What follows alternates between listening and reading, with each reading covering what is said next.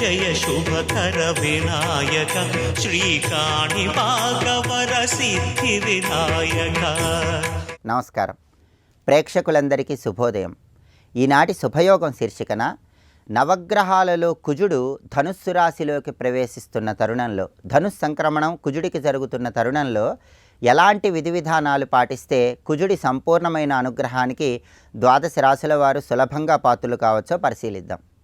ఈరోజు రాత్రి 8:17 నవగ్రహాలలో కుజుడు ధనుస్సు రాశిలోకి ప్రవేశిస్తున్నాడు. ధనుస్ సంక్రమణం కుజుడికి ఏర్పడుతోంది. జ్యోతిష శాస్త్రపరంగా జన్మరాశి నుంచి లెక్కబెట్టినప్పుడు వచ్చే 3, 6, 11 స్థానాలలో కుజుడి సంక్రమణం జరిగినట్లయితే అలాంటి సంక్రమణం విశేషమైన శుభ ఫలితాలను కలిగింపజేస్తుంది. కాబట్టి ద్వాదశ రాశులలో తులారాశి వాళ్ళకి ఈ కుజుడి ధనుస్ సంక్రమణం తృతీయంలో 3వ స్థానంలో ఏర్పడుతోంది. కాబట్టి తులారాశి వాళ్ళకి విశేషంగా భూములు, గృహాలు, స్థలాలు, పొలాల పరంగా అద్భుతమైన శుభ ఫలితాలు చేకూరతాయి. అలాగే కర్కాటక రాశి వాళ్ళకి ఈ కుజుడి ధనుస్ సంక్రమణం 6వ స్థానంలో ఏర్పడుతోంది. కాబట్టి కర్కాటక రాశి వాళ్ళు శత్రుబాధలు తొలగింపజేసుకుంటారు, రుణ బాధల నుంచి సులభంగా బయటపడతారు, రియల్ ఎస్టేట్ రంగంలో మంచి పురోభివృద్ధి సాధిస్తారు. అలాగే కుంభరాశి వాళ్ళకి ఈ కుజుడి ధనుస్ సంక్రమణం అనేది ఏకాదశం 11వ స్థానంలో లాభస్థానంలో ఏర్పడుతోంది. కాబట్టి కుంభరాశి వాళ్ళు భూములు, గృహాలు, స్థలాలు, పొలాలు ఇటువంటివి కొనటానికి విశేషంగా అవకాశాలు పెరుగుతాయి. అలాగే ఉన్నటువంటి స్థలాలు కానీ గృహాలు కానీ చక్కగా అమ్మటానికి కూడా బలం పెరుగుతుంది. రియల్ ఎస్టేట్ రంగంలో మంచి పురోభివృద్ధి ఏర్పడుతుంది, రుణబాధల నుంచి బయటపడవచ్చు. కాబట్టి కుజుడి ధనుస్ సంక్రమణం అనేది ద్వాదశ రాశులలో తులారాశి వాళ్ళకి, కర్కాటక రాశి వాళ్ళకి, కుంభరాశి వాళ్ళకి విశేషమైన శుభ ఫలితాలను కలిగింపజేస్తుంది. ఈ కుజుడి ధనుస్ సంక్రమణం అనేది 2026 జనవరి 14 వరకు ఉంటుంది. ఆ తర్వాత మళ్ళీ కుజుడి సంచారంలో మార్పు జరుగుతుంది. కాబట్టి ఈ 3 రాశులకి కుజుడి ధనుస్ సంక్రమణం అనేది 2026 జనవరి 14 వరకు ఉత్తమ ఫలితాలను కలిగింపజేస్తుంది.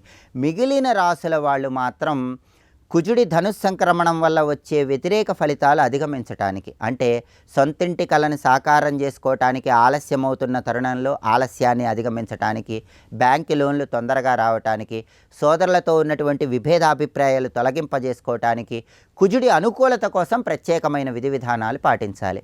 వాటిలో ముఖ్యమైన విధి విధానం ఏంటంటే ఈరోజు రుణ విమోచన అంగారక స్తోత్రాన్ని పఠించటం లేదా శ్రవణం చేయటం చేయాలి. ఈ స్తోత్రం మొత్తం చదువుకోలేని వాళ్ళు ఓం అం అంగారకాయ నమః అనే మంత్రాన్ని వీలైనన్ని సార్లు పఠించాలి. అలాగే కుజుడికి అర్ఘ్యం అంటే ఎంతో ప్రీతిపాత్రం. కుజుడికి ప్రియమైన దిక్కు దక్షిణ దిక్కు కాబట్టి ఈరోజు దక్షిణ దిక్కు వైపు తిరిగి ఒక రాగి పాత్రలో నీళ్లు తీసుకొని ఆ నీళ్లలో ఎర్రచందనము, కుంకుమ కలిపినటువంటి అక్షింతలు వేసి ఆ నీటితో అర్ఘ్యమిస్తూ ఓం భౌమాయ నమః అని మనస్సులో స్మరించుకోవాలి.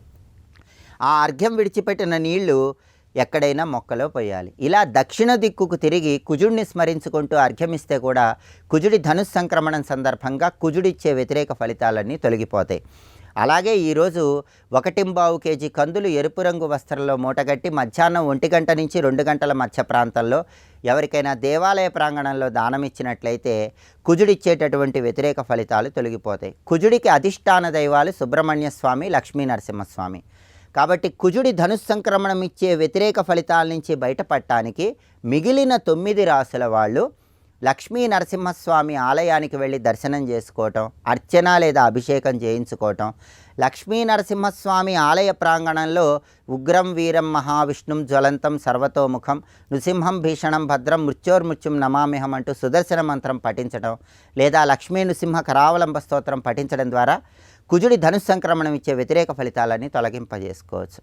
అలాగే సుబ్రహ్మణ్య ఆలయానికి వెళ్ళి సుబ్రహ్మణ్య స్వామికి పంచామృతాలతో అభిషేకం చేయించుకోవటం, సుబ్రహ్మణ్య కరావలంబ స్తోత్రాన్ని పఠించడం లేదా శ్రవణం చేయటం ద్వారా కూడా కుజుడిచ్చే వ్యతిరేక ఫలితాలన్నీ తొలగింపజేసుకోవచ్చు. ద్వాదశ రాశులలో తులారాశి, కర్కాటక రాశి, కుంభరాశి తప్ప మిగిలినటువంటి రాశులు అన్నీ కూడా కుజుడి ధనుస్ సంక్రమణం ఇచ్చే వ్యతిరేక ఫలితాలను అధిగమించటానికి, తొందరగా సొంతింటి కల సాకారం చేసుకోవటానికి, రియల్ ఎస్టేట్ రంగంలో పురోభివృద్ధి సాధించడానికి, రుణ బాధల నుంచి బయటపడటానికి, సోదరులతో ఉన్న విభేదాభిప్రాయాలు తొలగింపజేసుకోవడానికి ఈ ప్రత్యేకమైన విధి విధానాలు పాటించి కుజుడిని ప్రసన్నం చేసుకోండి, సమస్త శుభాలను సిద్ధింపజేసుకోండి.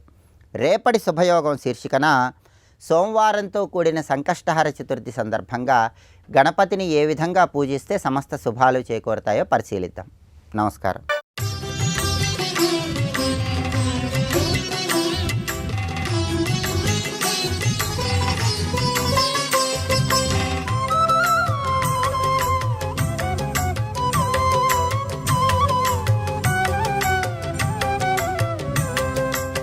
అదితిర్దేవమాత చ, దేవతల తల్లి అదితిదేవి, ఇవే కళాంశ. అలాగే దితిదేవి, కద్రు వినతలు, వీళ్ళందరూ అమ్మవారి యొక్క కళాంశలు. ఇంకొకటి సురభీచ గవాం ప్రసూహు, సురభీదేవిని వివరించారు. అంటే గోమాత సురభి, ఈ తల్లి గోవుల వద్ద ఉంటుంది కనుక గోవుల దగ్గర సురభీదేవిని ఉపాసన చేయాలి. ఈ సురభి గోలోకంలో కృష్ణ పరమాత్మ ఒకప్పుడు ధ్యానం చేస్తూ ఏదైనా ఒక మధురమైన పదార్థం ఏదైనా తాగాలనిపించింది కృష్ణుడికి. అనిపించడం ఆలస్యం రాధాదేవి దేహంలోంచి ఒక స్వరూపం వచ్చిందట, అది కామధేను. మొట్టమొదటి వచ్చింది సురభీదేవి. ఆమె సంతానమే సర్వలోకాల్లో ఉండే ఆవులు. అదే ఎక్కడ ఆవు కనబడ్డా సురభీదేవి యొక్క అంశ అయ్యే అని భావించాలి. గోవుల యందు సురభీదేవిని భావన చేయాలి. ఈ సురభి సాక్షాత్ మహాలక్ష్మి, సాక్షాత్ రాధాదేవి. అందుకే శ్రద్ధాం విభూతిం సురభిం అంటాం. ఈ తల్లి మంత్రము శ్రీ సురభ్యై నమః అని చేయాలి. ఈ ఉపాసన చాలా ముఖ్యం. గోవు వద్ద శ్రీ సురభ్యై నమః అని ఉపాసన సాగాలి. భారతదేశంలో గో సంపద బాగా పుష్కలంగా పెరగాలి, పెరిగిన గోవులన్నీ రక్షింపబడాలి అని శ్రీ సురభ్యై నమః అని కాశీక్షేత్రంలో మనం జపం చేసుకుందాం. అటువంటి తల్లికి నమస్కారం. ఈ తల్లి ఎంత తొందరగా అనుగ్రహిస్తుందంటే ఈ మంత్రం 1,00,000 జపిస్తే సిద్ధి వస్తుందట. అంతటిది సురభి మంత్రం. అనేకములైనటువంటి కోరికలు తీర్చగలిగే కామధేను మంత్రము ఈ సురభి. ఈవిడ కూడా కళాంశ రూపిణి. ఇంతవరకు నేను కళారూపాలు చెప్పాను, కళాంశలు రూపాలు చెప్తున్నాను విను అని. పేర్లు చెప్పుకున్నా ఇక్కడి నుంచి. చంద్రుని భార్య రోహిణి, సూర్యుని భార్య సంజ్ఞ, మనువు భార్య శతరూప, ఇంద్రుడి భార్య శచీదేవి, బృహస్పతి భార్య తారాదేవి, వశిష్ఠుని భార్య అరుంధతి, అదేవిధంగా గౌతుని భార్య అహల్య, అత్రి భార్య అనసూయ, కర్దముని భార్య దేవహూతి, దక్షుని భార్య ప్రసూతి, ఇక పితృదేవతల మానసకన్య అయినటువంటి మేనకాదేవి, ఈవిడ హిమవంతుని యొక్క భార్య. అదేవిధంగా అగస్త్యుని భార్య లోపాముద్ర, ఇక తర్వాత కుంతీదేవి, వరుణాని, వింధ్యావళి, దమయంతి, యశోద, దేవకి, గాంధారి, ద్రౌపది, సత్యవతి, ఇక వృషభానుప్రియ కళావతి అంటే వృషభాను యొక్క భార్య, రాధాదేవి యొక్క తల్లి ఆవిడ, మందోదరి, కౌసల్య, సుభద్ర, రేవతి, సత్యభామ, కాళింది, లక్ష్మణ, జాంబవతి, నాగ్నజితి, మిత్రవింద, లక్ష్మణ, రుక్మిణి, సీత, లక్ష్మి, కాళి, యోజనగంధ. యోజనగంధ అంటే వ్యాసమాత అని ప్రత్యేకించి చూపించాడు. అలాగే బాణాసురుడి పుత్రికైన ఉషాదేవి, ఆవిడ చెలికెత్తి అయిన చిత్రలేఖాదేవి, ప్రభావతి, భానుమతి, మాయావతి, రేణుక భృగోర్మాత పరశురాముడి తల్లి. అలాగే బలరాముని యొక్క భార్య అయిన రేవతీదేవి, ఏకనంద, ఇలాగా అనేకములైన కళాంశ రూపాలు చెప్పారు. ఇప్పుడు కళాంశాంశ రూపాలు వివరిస్తున్నారు.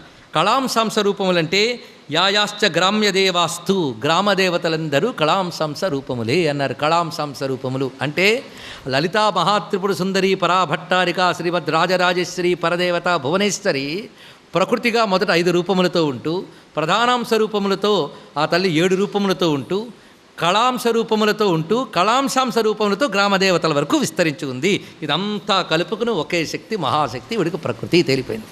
అయితే ఈ కళాంశాంశల యొక్క రూపములు తర్వాత గ్రామదేవతల తర్వాత కళాంశాంశ రూపములు ఏమిటి అంటే సృష్టిలో కనబడే ప్రతి స్త్రీ కూడా అమ్మవారి యొక్క కళాంశాంశ రూపమే అని చెప్పాడు ఇక్కడ. అందుకే అమ్మవారి అనుగ్రహం కావాలంటే స్త్రీని గౌరవించాలి. స్త్రీని గౌరవించనప్పుడు అమ్మవారి అనుగ్రహం రాదు. అందుకే శక్తి ఉపాసనకు ముందు స్త్రీని అమ్మవారిగా దర్శించగలిగే శక్తి పొంది ఉండాలి. కాముక దృష్టితో స్త్రీని దర్శించితే వాడు అమ్మ ఉపాసనకి పనికిరాడు. ఇది వివరిస్తున్నారు ఇక్కడ. అంతేకాదు, అయితే స్త్రీల్లో కూడాను మంచివాళ్ళు చెడ్డవాళ్ళు ఉన్నారు కదండి. సాత్వికులు సౌమ్యులు అలాగున్నారో అలాగే కోపిష్ఠులు చిరాకు మొహాలు వీళ్ళు కనబడతారు కదా. మరి అందరూ అమ్మలంటే ఎలా అండి అంటే అక్కడ వివరిస్తున్నాడు. 3 అమ్మలే అన్నాడు. ఇంకో చోట చెప్తాడు, ఒకవేళ నేను బాధ పెట్టే స్త్రీ దొరికితే నేను ప్రారంధమును సర్దుకుపో అన్నాడు. అంతే. ఎందుకంటే అమ్మవారు నీ ప్రారంధం కొద్దీ ఆ రూపంలో వచ్చింది అక్కడ.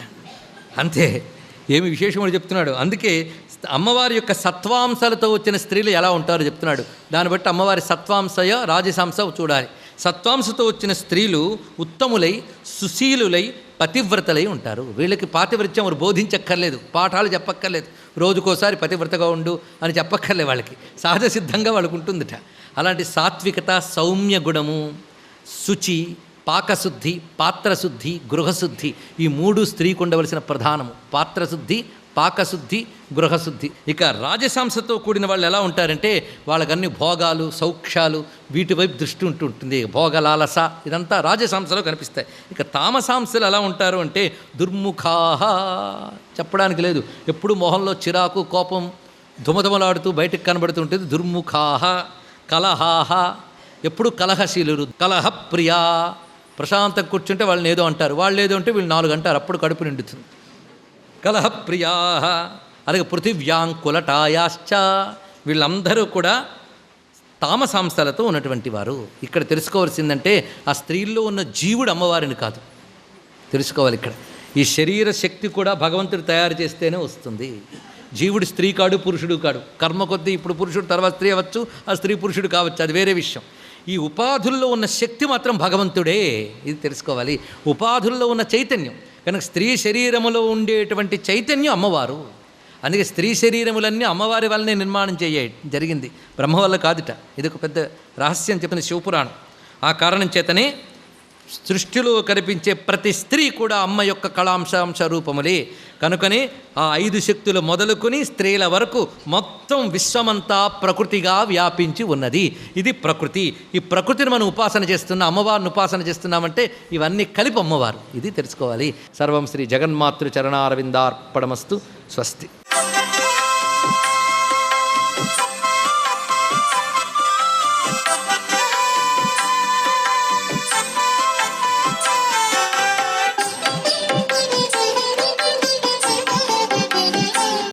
ఓం నమో నారాయణాయ.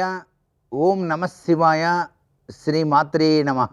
సమస్త జీవులకు కూడా ప్రాణాధారం అయినటువంటి సూర్య భగవాన్ని ఈ మార్గశీర్ష మాసంలో పవిత్రవంతమైనటువంటి స్నానం ఆచరించిన పిదప గనక ఒక రాగి చెంబులో నీళ్లు తీసుకొని దానిలో పసుపు, కుంకుమ, ఎరుపు రంగు పుష్పాన్ని ఉంచి ఆదిత్య హృదయ పఠనం చేస్తూ స్వామికి నమస్కారం చేసిన పిదప ఓం ఘృణి సూర్య ఆదిత్యోం అంటూ 3 సార్లు ఆ రాగి చెంబులో నీటిని గనక తర్పణంగా ఇడిచినట్లయితే తూర్పు వైపు తిరిగి చేయవలసినటువంటి విధి విధానం ఇది. ఎవరైతే ఆదివారం నాడు ఈ విధమైనటువంటి విధి విధానాన్ని పాటిస్తూ ఈరోజు అతి నిష్ఠగా ఎవరైతే తమ జీవన విధానాన్ని కొనసాగిస్తారో మార్గశిర మాసరీత్యా సూర్య భగవానుడే విష్ణుమూర్తి అవతార స్వరూపం కాబట్టి నారాయణ తత్వంలో విరాజిల్లేటువంటి వాడు ప్రత్యక్ష దైవమైనటువంటి సాక్షీభూత దైవంగా చెప్పబడుతున్నటువంటి సూర్య భగవాన్ని మనం గనక ఈ రోజున మనస్ఫూర్తిగా గనక మనసు నిండా నింపుకొని కనుక ధ్యానించినట్లయితే అద్వితీయమైనటువంటి ఐశ్వర్యంతో కూడాను తొలతూగారు. ప్రకృతి పులకించి మనకు వలసినటువంటి ఆహార సంపద అంతా కూడా సూర్య భగవాని యొక్క దివ్యవంతమైన అనుగ్రహం వల్లనే కలుగుతోంది కదా. అందుచేతనే ప్రకృతిలో ప్రత్యక్ష సాక్షీభూత దైవమైనటువంటి ఆ విష్ణుమూర్తి నారాయణ స్వరూపుణ్ణి మనం విష్ణుం జిష్ణుం మహావిష్ణుం ప్రభవిష్ణుం మహేశ్వరం అంటూ ధ్యానం చేయాల్సినటువంటి విషయం కూడా ప్రతి ఒక్కరూ కూడా అర్థం చేసుకోవాలి. విశ్వం అనేటువంటి పదం ఒక్క విష్ణుమూర్తికే ఉన్నది. ఈ విశ్వాన్నంతా కూడా పాలించేటువంటి అద్వితీయమైనటువంటి శక్తి సంపద ఆ యొక్క శ్రీమన్నారాయణ స్వరూపంలో విరాజిల్లేటువంటి సూర్య భగవానులలో దాగి ఉన్నది. కాబట్టే ఈ రోజున సూర్యోపాసన, అరుణ పారాయణం, సూర్య భగవానికి అర్ఘ్యప్రదానం ఇవ్వటం ఏ వ్యక్తి అయితే ఆచరిస్తాడో ఆ వ్యక్తి పరిపూర్ణవంతమైనటువంటి జీవితాన్ని, ఆరోగ్యప్రదమైనటువంటి జీవన విధానాన్ని కొనసాగించి తీరుతాడు సుమా అంటోంది శాస్త్రం. మరి దీనిని ఆచరించి తరిద్దామా? సర్వే జనా సుఖినో భవంతు.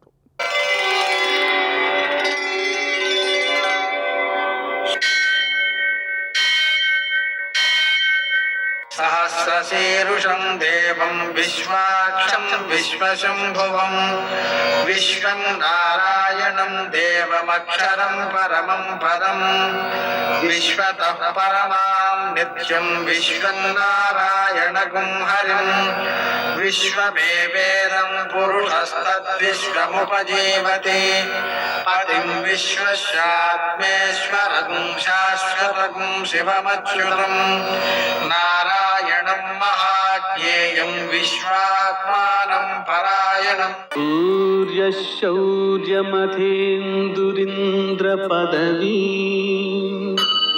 सन्मङ्गलं मङ्गलम् यः कर्ता जगतां भर्ता संहर्ता महसां निधिः ప్రణమామిదమాదిత్యం బహిరంతస్తమోవహం. నేటి కాలమాన విశేషాలను గమనిద్దాం. స్వస్తి శ్రీ చాంద్రమాన విశ్వావసనామ సంవత్సరం దక్షిణాయనం హేమంత ఋతువు మార్గశిర మాసం, కృష్ణపక్షం, ఆదివారం. సూర్యోదయం 6:37 సూర్యాస్తమయం 5:37. తిథి తదియ సాయంకాలం 6:30 వరకు. నక్షత్రం పునర్వసు తెల్లవారుజామున 4:12 వరకు. వర్జం సాయంకాలం 5:13 నుంచి 6:40 వరకు. దుర్ముహూర్తం సాయంకాలం 4:09 నుంచి 4:53 వరకు. అమృతకాలం రాత్రి 2 గంటల నుంచి 3:28 వరకు. రాహుకాలం ఆదివారం కాబట్టి సాయంకాలం 4:30 నుంచి 6 గంటల వరకు. అష్టకవర్గ రీత్యా శుభప్రదమైన సమయం ఉదయం 7 గంటలకి. నేటి విశేషం ఆదివారం ప్రదోషం. ఆదివారం సందర్భంగా చన్నీటితో స్నానం చేయాలి, సూర్య నమస్కారాలు చేయాలి, మధ్యాహ్నం పాయసం నివేదన చేసి సూర్యనారాయణ వ్రతాన్ని పూజ చేయాలి, ఒక పూటే భోజనం చేయాలి, పగటి వేళ నిద్రపోకూడదు, ఆహారంలో నూనె పదార్థాలు వాడకూడదు. అలాగే ప్రదోష వ్రతం కూడా ఉంది. ఆ కారణంగా మనం ప్రదోషపు వేళ ఆ స్వామిని పూజించుకోవడం ద్వారా ఉత్తమమైన ఫలితాలు సిద్ధిస్తాయి. కనీసం పూజ చేయడానికి అవకాశం లేని వాళ్ళు కూడా అరుణాచల శివ అరుణాచల శివ అరుణాచల శివ అరుణ శివ రుణహర భవహర అరుణ శివ ఈ నామాన్ని జపించుకోవడం ద్వారా మనకు అరుణాచల స్మరణతో మోక్షసిద్ధి కూడా చెప్పారు. నేటి ఆణిముత్యాలు.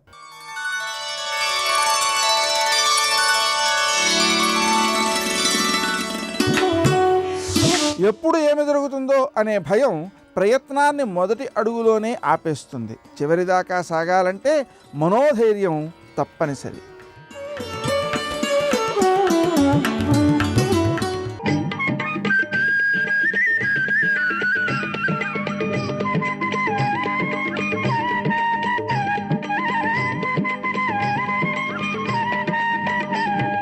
సుబ్రహ్మణ్యం సుబ్రహ్మణ్యం షణ్ముఖనాథ సుబ్రహ్మణ్యం సుబ్రహ్మణ్యం సుబ్రహ్మణ్యం షణ్ముఖనాథ సుబ్రహ్మణ్యం. భార్య కడుపులో పెరుగుతున్నటువంటి బిడ్డడి యొక్క సంస్కారం ఏమిటో మనకి తెలియదు. ఎందుకు వస్తున్నాడో తెలియదు, ఏ కారణానికి వస్తున్నాడో తెలియదు. వీడు చేసుకున్న కర్మ ఫలితాన్ని అనుభవింపజేయడానికి వస్తుంటాడు ఆ బిడ్డ. అందుకే గర్భ సంస్కారములు బోల్డన్ ఉంటాయి, అవన్నీ చెయ్యాలి. గర్భ సంస్కారాలు ఇవన్నీ చెయ్యడం మానేయాలనుకుంటే శ్రీరామాయణ ప్రవచనం ఒక్కటి వింటే చాలు. శ్రీరామాయణం ఒక్కటి వినకపోయినా శ్రీరామాయణంలో బాలకాండలో స్కందోత్పత్తి ఒక్కటి వింటే చాలు. అందుకే గర్భిణీ స్త్రీలని స్కందోత్పత్తి వినండి అంటారు. అన్ని గర్భ సంస్కారములు జరిగినట్లుగా భావించి మంచి కొడుకునిస్తాడు ఈశ్వరుడు, మంచి బిడ్డనిస్తాడు, తేజోవంతమైన బిడ్డని. కాబట్టి శ్రీరామాయణం బాలకాండలోంచే నేను చెప్పడానికి కారణం అది. కాబట్టి మహర్షి ప్రారంభం చేస్తూ అన్నారు, పురారామకృతో వ్యాపో నీలకంఠో మహాతపాః దృష్ట్వా చ స్పృహయా దేవీ మైథునాయోపచక్రమే అన్నారు. దృష్ట్వా చ స్పృహయా దేవి అన్నారు. ఆమె యందు స్పృహను పొందాడు. స్పృహ అంటే అనురక్తి. అనురక్తిని పొంది మైథున సుఖాన్ని అనుభవిస్తున్నాడు. ఎన్ని సంవత్సరాలని అడిగారు. కొన్ని వందల దివ్య సంవత్సరములు గడిచిపోయాయి. వాళ్ళిద్దరికీ కొడుకు పుట్టలేదు, వాళ్ళిద్దరి యొక్క క్రీడించడము పూర్తవలేదన్నాడు. వాళ్ళు అలా క్రీడిస్తూనే ఉన్నారు. సంవత్సరం అంటే మామూలు సంవత్సరం కాదు, దివ్య సంవత్సరాలు ఉంటాయి. అవి మన సంవత్సర ప్రమాణంలో ఎన్నో సంవత్సరాలైతే ఒక దివ్య సంవత్సరం. అటువంటివి దివ్య సంవత్సరముల శతములైపోయాయి. వాళ్ళిద్దరూ క్రీడిస్తూనే ఉన్నారు. ఆ మాటకు అర్థం ఏమిటో తెలుసా? పార్వతీ పరమేశ్వరుల యొక్క సమాగమము అంటే ప్రకృతి పురుషుల యొక్క సమాగమం అని గుర్తు. ప్రకృతి పురుషుల సమాగమము సక్రమముగా సిద్ధించడం అన్న మాటకు అర్థం ఏంటంటే, నేను మీతో బాగా అర్థమయ్యేటట్టు చెప్పాలి అంటే ఈ మైకులో కరెంటు కూడా ఉండడం, రెండూ ఉన్నాయనుకోండి, ఉంటే ఇది నాకు ఉపయుక్తం అవుతుంది, మీకు ఉపయుక్తం అవుతుంది. మైకు ఉండి కరెంట్ లేకపోయినా, కరెంట్ ఉండి మైకు లేకపోయినా ఉపయోగం లేదు. ఈ మైకు పాడైపోయింది, కరెంట్ ఉంది, ఏమిటి ఉపయోగం? మైకు ఉంది, కరెంట్ లేదు, ఏమిటి ఉపయోగం? ప్రకృతి పురుషుడు కలిసి ఉన్నారనుకోండి, లోకానికి అంతటికీ సుభిక్షం. ప్రకృతి ఉండి పురుషుడు లేడనుకోండి, ప్రమాదం. పురుషుడు ఉండి ప్రకృతి లేదనుకోండి, అయోమయం, ఏమీ తెలియదు. అయోమయము లేకుండా, ప్రమాదము లేకుండా సుభిక్షంగా సుఖంగా ఉండాలంటే ప్రకృతి పురుషులు కలిసి ఉండాలి. దాన్ని పార్వతీ పరమేశ్వరుల మైథున ప్రక్రియ అని పిలుస్తారు. అది కేళి, అది కైలాసం. కాబట్టి వాళ్ళు కొన్ని వందల దివ్య సంవత్సరముల క్రీడ నడుస్తూనే ఉంది. ఇలా నడుస్తూ ఉండగా మొట్టమొదట దేవతల్లో అక్కర్లేని భయాలు, అక్కర్లేని ఆలోచనలు కొన్ని బయలుదేరుతుంటాయి. దేవతలలో ఒక అపవాదు బయలుదేరింది. ఏమనంటే, సర్వలోకముల యందు ఆ పార్వతీ పరమేశ్వరుల యొక్క తత్వాన్ని తట్టుకోగలిగిన వేరొక భూతం లేదు. భూతము అన్న మాటకు అర్థం పిశాచాలు అని కాదు. భూతం అంటే ప్రాణి అని. ఏ ప్రాణి కూడా పార్వతీ పరమేశ్వరుల యొక్క శక్తిని తట్టుకోగలిగింది కానీ, భరించగలిగింది కానీ, వహించగలిగింది కానీ లేదు. అంటే అన్ని భూతముల కన్నా గొప్పది ఏది అంటే పార్వతీ పరమేశ్వరుడే. శక్తిగా ఆమె ఆదిశక్తి, శివుడిగా ఆయన కన్నా గొప్పవాడు ఇక లేడు. అందుకే దేవతా సార్వభౌమ అని పేరు ఆయనకి. అంతటి శక్తి.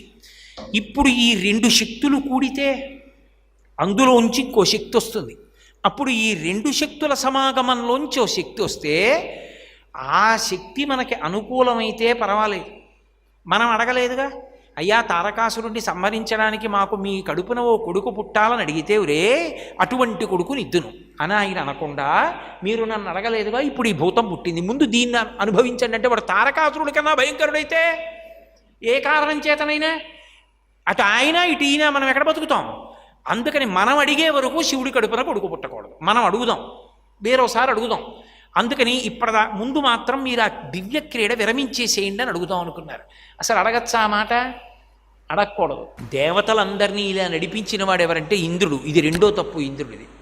మొదటి తప్పు ఎక్కడ చేశాడంటే, పితృస్వరూపమైనటువంటి పరమశివుని మీద వెయ్యకూడని బాణం మన్మధుడితో వేయించాడు. అది మొదటి తప్పు. ఎందుకు కాల్చేశాడు మన్మధుడిని అంటే, మన్మధుడు తనకి కొడుకు లాంటివాడు, ఆయన తండ్రి లాంటివాడు. తండ్రికి కామం పుట్టడానికి ఇది చేస్తే బాగుంటుందని కొడుకు చేయొచ్చా? ఎంత తప్పది. తండ్రి మీద బాణం వేయడం ఏమిటి మన్మధుడు? ఆయనకి కామోద్రేకం కల్పించే ప్రయత్నం చేయడం ఏమిటి? అది తన తల్లి పార్వతీదేవి మీద కామం పుట్టేటట్టుగా తాను బాణం వేయడమా? నీ పరిధి దాటావు, అందుకు కాల్చేశాడు మన్మధుణ్ణి. తన పరిధి దాటాడని మన్మధుణ్ణి కాల్చినప్పుడు ఇంద్రుడు బుద్ధి తెచ్చుకోవాలి. ఇంద్రుడి భయం ఏమిటంటే, పుట్టిన ప్రాణి చాలా గొప్ప భూతం వచ్చి తనకి వ్యతిరేకమైతే తన పదవిపోతుంది, తనకి అనుకూలమైతే తారకాసురుడు మరణిస్తాడు. రేపొద్దున నువ్వు చెప్పలేదు కదా అని శివుడంటే, అడగంది నీకు ఎందుకు ఇవ్వాలంటే అని ఒక వెర్రి ఆలోచన ఒకటి పుట్టింది. ఇది మనకే కాదు, దేవతల్లో కూడా ఇలాంటి ఆలోచనలు వస్తాయి. ఎందుకంటే అవి కూడా పుణ్యశేషమైపోయే వరకు ఉండేటటువంటివే కాబట్టి అక్కడ కూడా ఒక్కొక్కసారి ఇలాంటి వెర్రిమొర్రి ఆలోచనలు ప్రారంభమవుతాయి. అందుకని దేవతలందరూ కలిసి శివుడి దగ్గరికి వెళ్ళాడు. ఆయన కైలాస పర్వతం మీద కొన్ని వందల సంవత్సరముల దివ్యకేళి ఎందున్నాడు. ఉన్నవాడు బయటికి వచ్చాడు. అందరూ పెద్ద ఘోష చేశారు పరమశివుణ్ణి పిలిచి. బయటికి వచ్చి నిలబడ్డాడు. సర్వం శ్రీ ఉమామహేశ్వర పరబ్రహ్మార్పణమస్తు. స్వస్తి.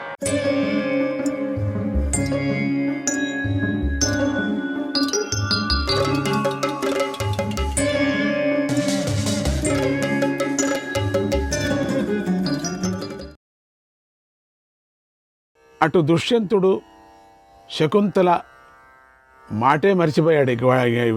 వెళ్ళిన తర్వాత అంతే. ఇంకా భార్య కోసం, పుత్రుడి కోసం మనుషులను పంపనే లేదు. ఇప్పుడే పంపిస్తానని చెప్పినవాడు ఇప్పుడు ఎన్నేళ్ళు అయిపోయిందో. శకుంతల కృంగిపోయింది. ఇంతలో 12 సంవత్సరాలు గడిచిపోయాయి. 12 సంవత్సరాలైనా ఒక్క సమాచారం రాలేదు. ఒక్క సమాచారం అక్కడి నుంచి ఒక్కరిని కూడా పంపించలేదు. మర్చిపోయాడు, మొత్తం మర్చిపోయాడు. బాలుడు విద్యావంతుడయ్యాడు. కణవ మహర్షి బాలుడిని గమనించి ఇక ఇతడికి రాజు అయ్యే అర్హత లభించింది అని తెలుసుకున్నాడు. శకుంతలతో, అమ్మాయి, ఇక నువ్వు భర్త వద్ద ఉండవలసిన సమయం వచ్చింది. నువ్వు భర్తను సేవించు కనుక ఆయన వద్దకు వెళ్ళు. ఇంతవరకు వేచి చూశావు కాదా, ఇంతవరకు మనం చూసాం కదా, ఏమి రాలేదు. ఇప్పుడు నువ్వే రాజు వద్దకు వెళ్ళు. దేవతలు, గురువులు, క్షత్రియులు విశేషించి భర్త మేలును కోరుకుంటూ వారితో కలిసి ఉండటమే నీకు మంచిది కదా. నీ పుత్రుడితో కలిసి నీ భర్త దగ్గరికి వెళితేనే మంచిది. నా మాట ఎదురు చెప్పవద్దు అని అంటూ నా పాదాలపై ఒట్టు అని కణ్వుడు మనుముడి శిరస్సు మీద ముద్దు పెట్టుకొని బాలుడితో ఇలా అన్నాడు. నాయన, నీ తండ్రి చంద్రవంశంలో పుట్టిన దుష్యంతుడు. నీ తల్లి అతడికి పట్టపు రాణి. నీతో కలిసి నీ తండ్రి వద్దకు వెళ్ళాలని అనుకుంటోంది. నువ్వు అక్కడికి వెళ్ళగానే రాజుగారికి నమస్కారం చెయ్యి. నువ్వు యువరాజు అవుతావు. తర్వాత రాజుగారు నీకు రాజ్యాన్ని అప్పగిస్తాడు.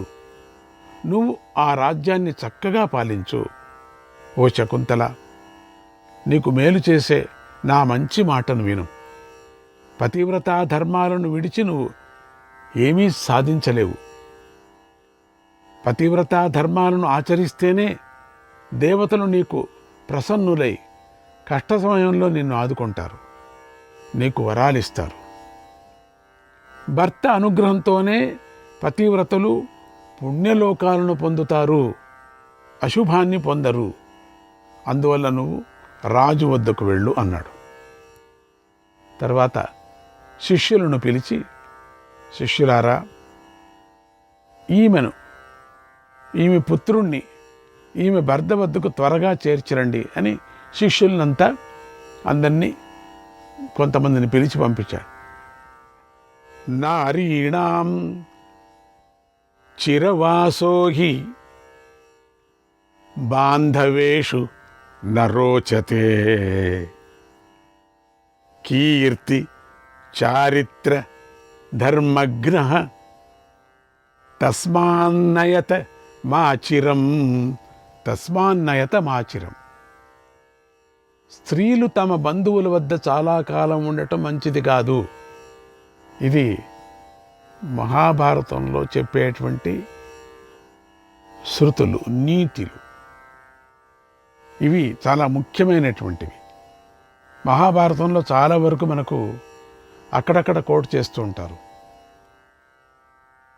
కొన్ని విశేషమైనటువంటి అందరికీ పనికొచ్చేటువంటి, స్త్రీలు తమ బంధువుల వద్ద చాలా కాలం ఉండటము మంచిది కాదు. అలా ఉంటే వారి కీర్తికి, ధర్మానికి, నడవడికకు హాని ఏర్పడుతుంది. అందువల్ల తొందరగా ఈమెను తీసుకువెళ్ళండి. పెండ్లైన పిల్ల కాబట్టి భర్త దగ్గరే ఉండాలా అని ఆజ్ఞాపించాడు. శకుంతల తండ్రికి నమస్కరించి ఆయన అనుమతి పొందింది. అప్పుడు బాలుడే శకుంతలతో, అమ్మా, ఇంకా ఆలస్యం ఎందుకు అమ్మా చేస్తున్నాం, ఇంకా పద బయలుదేరుదాం, రాజభవనానికి వెళదాం అన్నాడు. శకుంతల పుత్రుడైన సర్వదమనుడితో కలిసి కణ్వుడికి నమస్కారం చేసి, అజ్ఞానాన్మే పితా చేతి దురుక్తం వాపి చానృతం అకార్యం వాప్యనిష్టం వా క్షంతుమర్హతి కాశ్యప. తండ్రి, సనువుతో, అజ్ఞానంతో పొరపాటుగా మాట్లాడిన, ఒకవేళ మాట్లాడిన అసత్యం చెప్పినా, చేయకూడని పనిని చేసినా, ఇష్టం లేని పనిని చేసినా నన్ను క్షమించు. ఏమైనా చిన్నప్పటి నుంచి నీకు ఏదైనా బాధ పెట్టింటే, నీకు ఇష్టం లేని పని నేను చేశానని ఏమైనా అనిపిస్తే నన్ను క్షమించు. అందుకు కణ్వ మహర్షి ఏమీ మాట్లాడలేదు. తలదించుకొని కన్నీరు కార్చాడు. ఎందుకంటే పెంచాడు కదా. తర్వాత ఆయన తన ఆశ్రమంలో ఉన్న అందరినీ పిలిచి ఇలా అన్నాడు, ఓ మునులారా, ఈమె నా ప్రియమైన పుత్రిక. నేనెంతో ప్రేమతో ఈమెను లాలించి పెంచాను. వనంలోనే పుట్టి వనంలోనే పెరిగింది గనుక ఈమెకేమీ తెలియదు. అందుచేత ఈమెను మీరు రాజభవనానికి తీసుకువెళ్ళండి అని ఆజ్ఞాపించాడు. వారు అలాగే అని శకుంతలను బాలుడిని తీసుకొని వెళ్ళి రాజసభలోకి ప్రవేశించారు. ఆవిడికి అదంతా కొత్త, అదేమి చూడలేదు కదా. బాలుడికి కూడా అటు ఇటు దిక్కులు చూసుకొని వెళ్ళారు రాజభవనానికి. రాజుగారికి తాము వచ్చిన కార్యం గురించి చెప్పి శకుంతలను బాలుడిని అప్పగించి తిరిగి తమ ఆశ్రమానికి వెళ్ళిపోయారు. శిష్యులందరూ కూడా వెళ్ళిపోయారు. శకుంతల పుత్రుడితో కలిసి దుష్యంతుడి వద్దకు చేరి నమస్కారం చేసింది. రాజసభలో పుత్రుడితో, నాయన, ఈయన నీ తండ్రి, నమస్కారం చెయ్యి అని సిగ్గుపడుతూ స్తంభాన్ని అనుకొని నిలబడింది. పాపం, ఈయనే నీ తండ్రి. పుత్రుడైన సర్వదమనుడు సంతోషంతో రాజును చూడసాగాడు. అప్పుడు దుష్యంతుడు ధర్మబుద్ధితో ఆలోచిస్తూ ఇలా అన్నాడు, ఓ సుందరి, నువ్వు ఏ పని మీద వచ్చావు ఇక్కడికి? నీకు నేనేం చెయ్యాలి? పైగా కొడుకుతో కూడా కలిసి వచ్చావు. నీకేం అన్యాయం జరిగింది? ఏం కావాలా నీకు? ఏం చేయాలో చెప్పు. ఏం చేశాడు నీ భర్త? నిన్నెందుకు ఇట్లా అయిపోయింది? నిన్నేం వదిలేశాడా? ఎందుకోసరం వచ్చావు ఇక్కడికి అని అడగటం ప్రారంభం చేశాడు. ఏం కావాలో చెప్పు, ఇప్పుడే నేను ఆజ్ఞ వేస్తాను, ఇప్పుడే వాడిని పిలిపిస్తాను. ఎక్కడ ఉన్నాడో దుర్మార్గుడు, వాడికి కంట పెడతాను, వాడి అంట పెడతా నేను.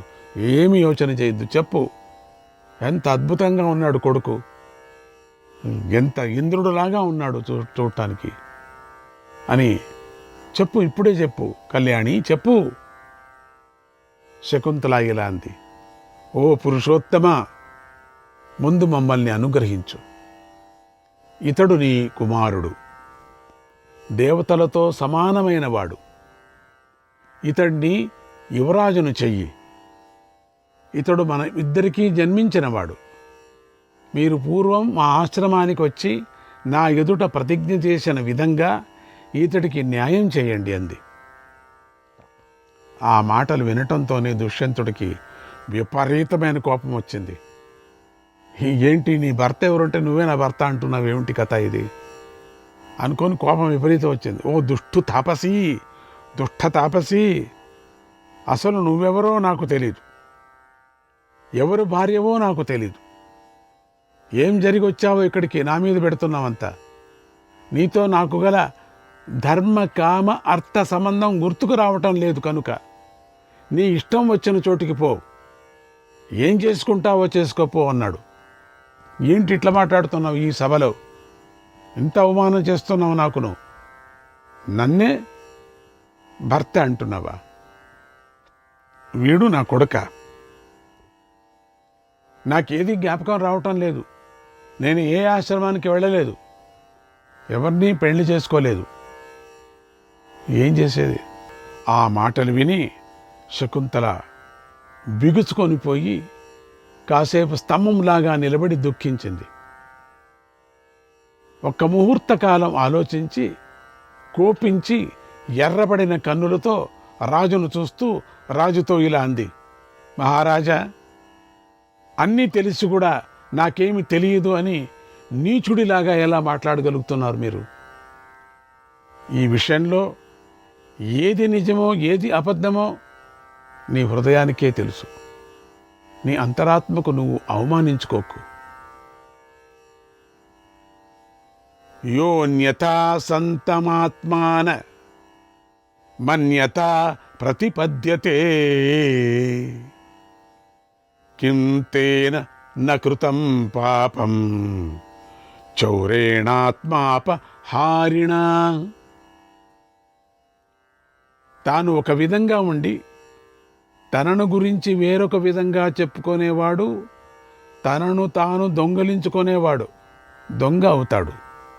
అతడు ఎంతటి పాపాన్ని అయినా చేస్తాడు. నువ్వు నేనొక్కడినే ఉన్నాను అనుకుంటున్నావు, అది తప్పు. నీ హృదయంలో ఉన్న సనాతనమైన మునిని నువ్వు తెలుసుకోలేకపోతున్నావు. పాపాత్మల పాపకర్మాన్ని తెలిసిన ఆ మహర్షి ఎదుటి నువ్వు పాపం చేస్తున్నావు. అసత్యం లేకుండా సమస్త సత్పురుషులకి మేలు కలిగించేది ధర్మమే కదా. అది ఎప్పుడూ దుఃఖాన్ని కలిగించదు.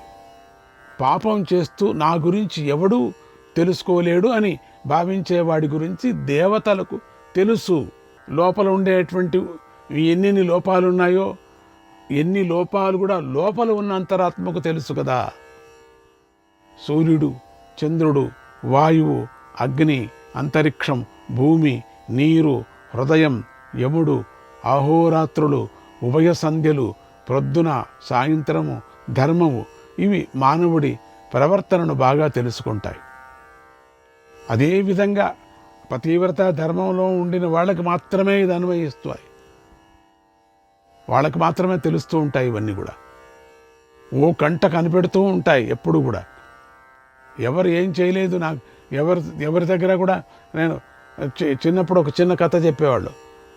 అందరికీ గురువుగారు అందరికీ శిష్యులందరికీ ఒక అరటిపండు ఇచ్చి, ఎవరూ లేని చోట ఈ అరటిపండు తిని రాండి అని. అందరూ వెళ్ళారు. ఒక్కొక్కరు బాత్రూంలో కూడా తిన్నాడు, ఎవరు లేరు కదా తలుపు వేసుకొని. ఇంకోడు కమ్మిడి కప్పుకొని తిన్నాడు. ఇంకోడు ఒక తపెలలో దూరి తపెల మూత వేసుకొని తిన్నాడు, ఎవరు లేరు కదా. చీకటి రూములో ఇంకోటి తిన్నాడు. ఇంకొకడు మాత్రం అట్లనే పట్టుకొచ్చాడు. అప్పుడు అడిగాడు, ఏంటి నువ్వెందుకు తినలేదు అని. స్వామి, అన్ని చోట్ల పరమాత్ముడు ఉన్నాడు, చూస్తూ ఉంటాడు. వెలుతురే పరమాత్ముడు, గాలినే పరమాత్ముడు, అందుకని నేను తినలేదు. ఎవరూ లేని చోట అన్నారు కాబట్టి ఎక్కడ నాకు ఎవరూ లేని చోట కనపడటం లేదు. అన్ని చోట్ల కూడా పరమాత్ముడే ఉన్నాడు వేరు వేరే రూపాలతో. ఎక్కడ నేను తిన్నా కూడా నా హృదయమే ఒక పరమాత్ముడు. అందుకని నా హృదయం పరమాత్ముడికి కూడా కనపడుకోకుండా ఈ అరటిపండు నేను తినలేను అన్నాడట. అటువంటి కథలంతా మనకున్నాయి. హృదయంలో కర్మసాక్షిగా ఉన్న క్షేత్రజ్ఞుడు పరమాత్మ ఎవడి పనికి కూడా సంతోషిస్తాడో అతడి పాపాలను యముడు తొలగిస్తాడు, నాశనం చేస్తాడు. నతు తుష్యతి యశ్చేష పురుషస్య దురాత్మనః తం యమః పాపకర్మాణం వియాతాయతి దుష్కృతం. ఈ మంత్రం చాలా బాగుంది. నతు తుష్యతి యశ్చేష పురుషస్య దురాత్మనః తం యమః పాపకర్మాణం వియాతయతి దుష్కృతం. దుర్మార్గుడైన పురుషుడు యొక్క పనులకు కర్మసాక్షి సంతోషించకపోతే ఆ పాపాత్ముడిని యముడే తొలగిస్తాడు. ఎంత నీతి ఇది, అంత బాగుంది. తనను తాను మోసం చేసుకొని నిజం చెప్పకుండా వేరొక విధంగా చెప్పుకునేవాడికి దేవతలు మేలు చెయ్యరు. సత్య నిర్ణయం చేసేటప్పుడు ఎవడికి ఆత్మ కూడా కారణం కాదో వాడికి శ్రేయస్సు కలగదు.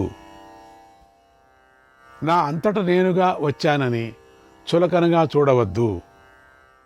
పతివ్రతనైన నన్ను అవమానించకు. నువ్వు నన్ను భారీగా గౌరవించటం లేదు. మర్యాద తెలియని నీచుడిలాగా నన్ను సభలో ఎందుకు అవమానిస్తున్నావు? జనం లేని అడవిలో నేను ఈ మాటలను చెప్పటం లేదు. నీ రాజ్యంలోనే అందరి ముందు చెబుతున్నాను. మరి నా మాటలను నువ్వు ఎందుకు వినటం లేదు? ఓ దుష్యంత, నేనింతగా ప్రార్థిస్తున్నా కూడా నువ్వు ఎందుకు పట్టించుకోవటం లేదు? నువ్వు నా మాట కనుక వినకపోతే నీ శిరస్సు 100 ముక్కలైపోతుంది. పతివ్రతావిడ నిజమైపోతుంది. భర్త భార్యలోకి ప్రవేశించి సంతానంగా జన్మిస్తాడు.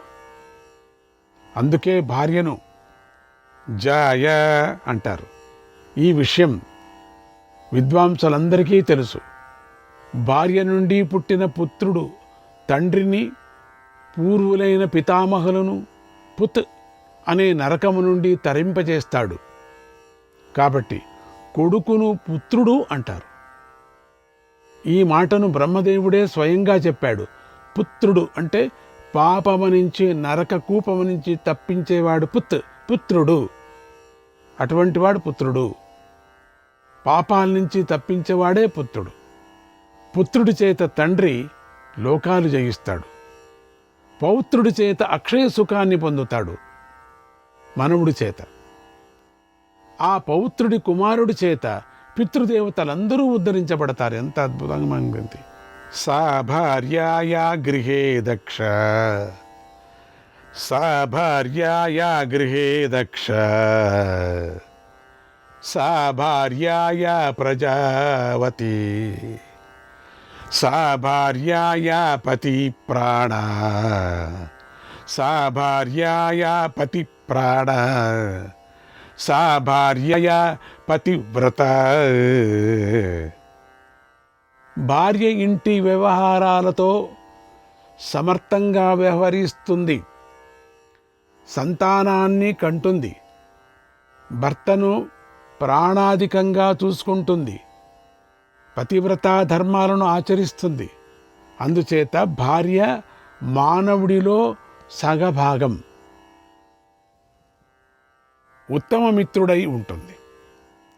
ధర్మార్థ కావాలనే త్రివర్గాన్ని సాధించుకోవాలనుకునే వారికి భార్య మూల సాధనమై ఉంటుంది. భార్యావంతః క్రియావంతః సభార్యా గృహమేధినః, భార్యావంతః ప్రమోదంతే, భార్యావంతః శ్రియాన్వితా.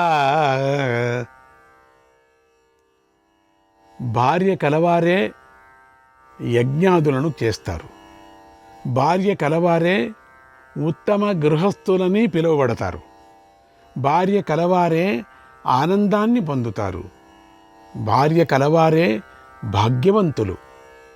ఏకాంతంలో భార్యలు మిత్రులవుతారు. ధర్మకార్యాలలో తండ్రులవుతారు.